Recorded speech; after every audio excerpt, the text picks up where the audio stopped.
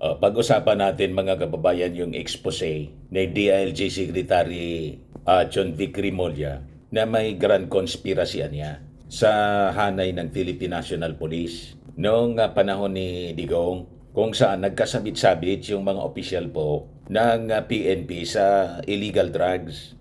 Ngayon, importante na pag-usapan natin ito, baka kasi i-exploit na naman po ng mga DDS, gatungan, pag-awayin yung PNP at saka yung DILG. Kasi pumalag po yung PNP sa naging statement ni DILG Secretary Rimulya. Baka gatungan po, ay ligmang gatong po sila para mag-alsa. O di ba?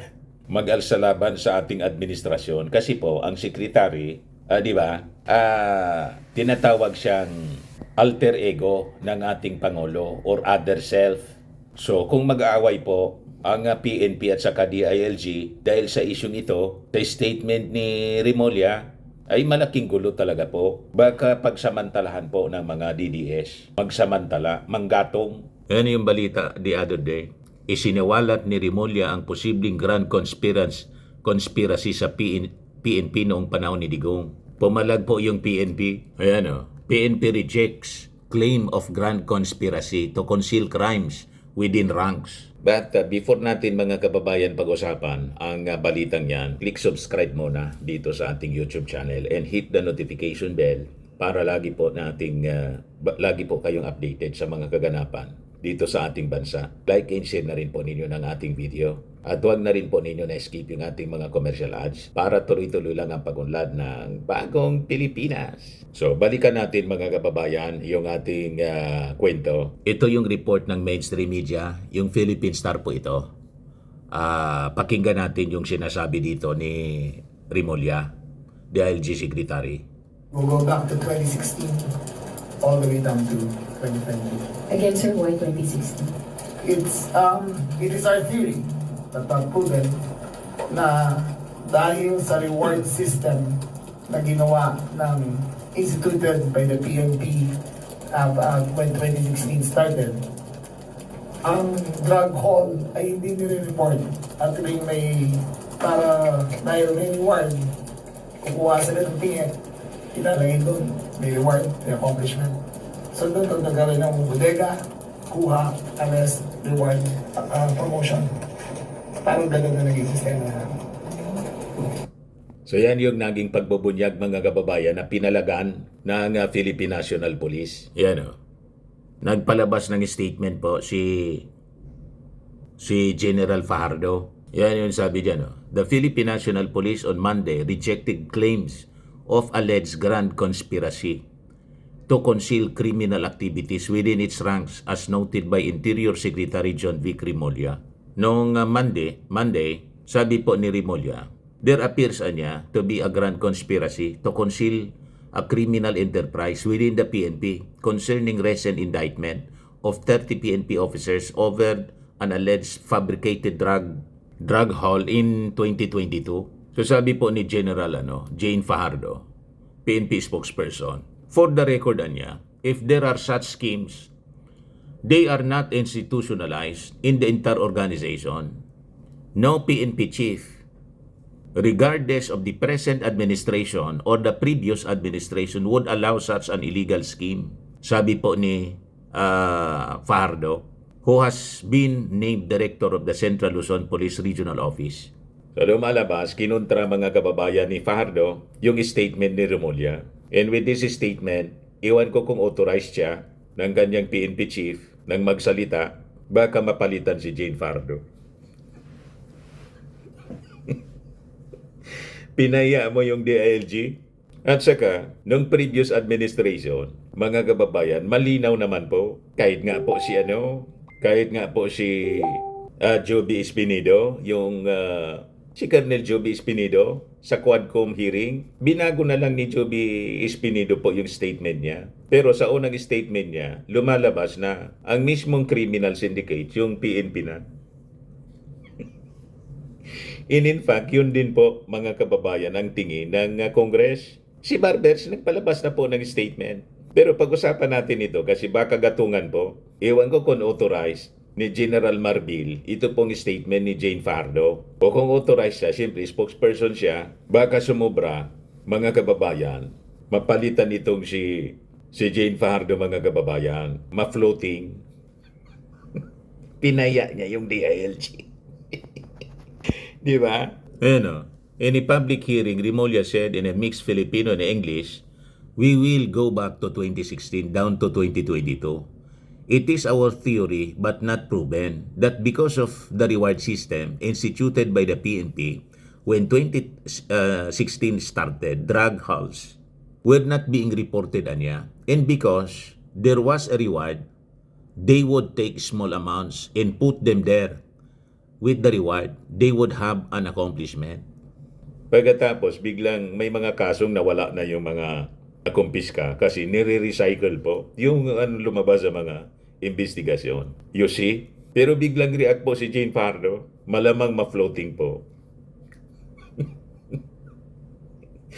Tama? Kasi lumalabas, naging defensive sila. Ang objective naman po ng DILG, mga kababayan, at ng present administration, linisin po yung hanay ng PNP. Kasi sa totoo lang, hindi man po ito mangyayari. Tama si Espinido.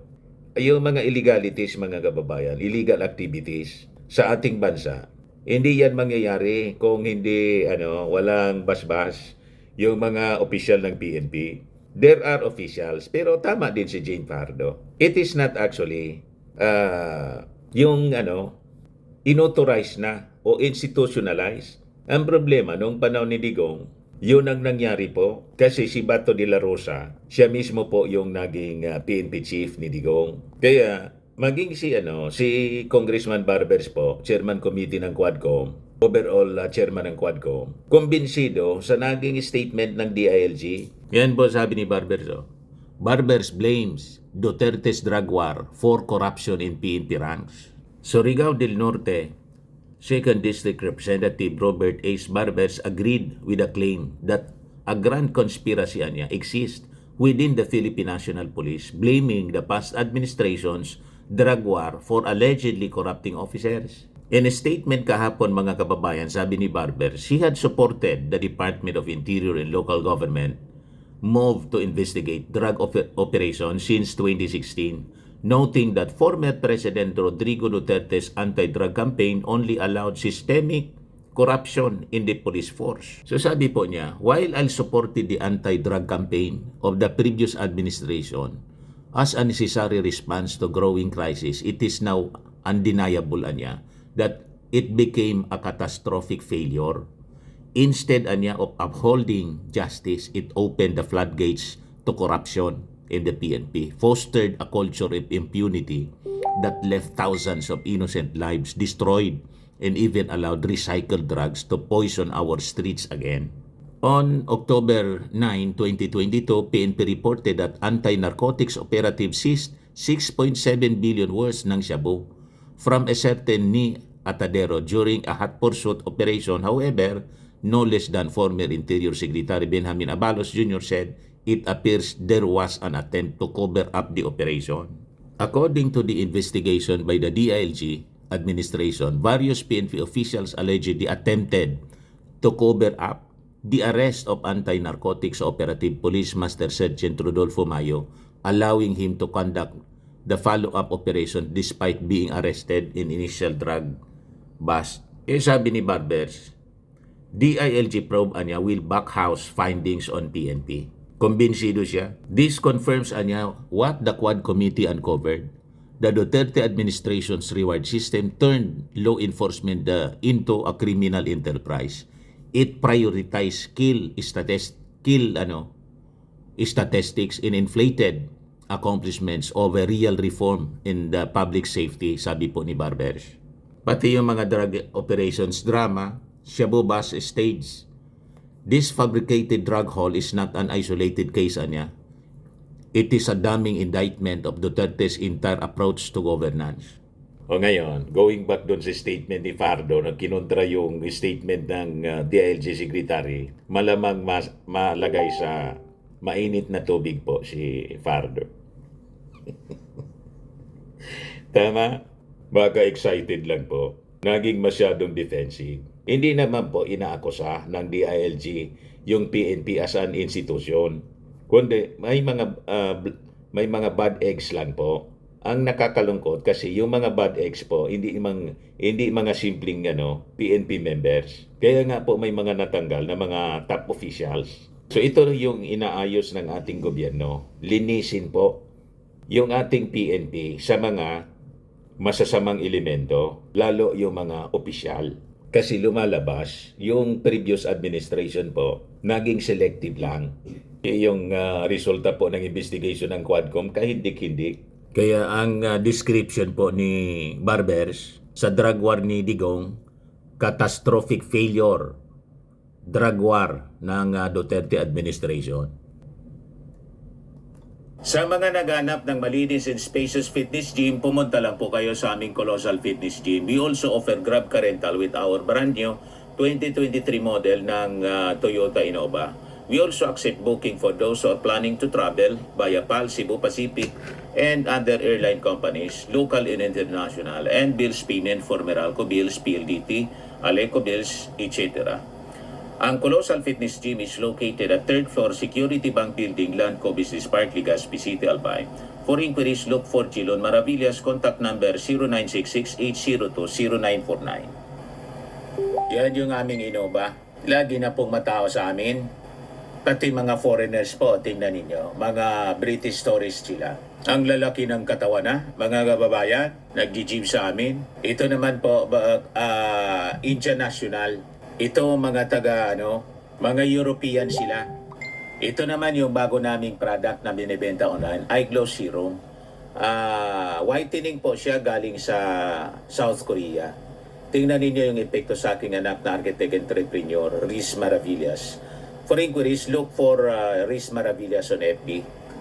Ito naman po, Firmax Firming and Lifting Cream. Pinapahid po ito sa mga pulses and affected area. Mainam po ito sa mga pains at paninigas na mga kaso-kasuan. Ito po, Automax Radiant Serum. Sa mukha naman yung application. Anti-aging po siya. You will look 10 years younger than your age. Sa mga cancer patients naman po, baka lang gusto ninyo itong itry. Nengxia Red Mixed Fruit Drink. Hindi man po siya gamot, food supplement siya. Kaya lang, gawa siya mga kababayan sa goji berry. Yung goji berry may anti-cancer properties. Yung mga inquiries ninyo, dumiritso na lang kayo sa aming messenger sa Facebook para masagot namin agad. Ayos po. Ako po si Dante Maravillas. Bye-bye. God bless.